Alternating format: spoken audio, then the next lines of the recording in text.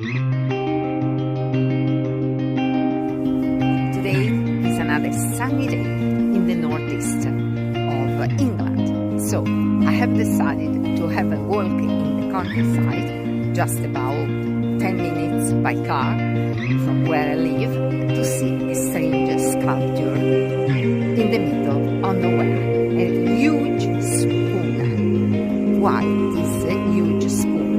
It seems the sculptor decided to create this spoon in the middle of two farms. Like say, the spoon is where we get food.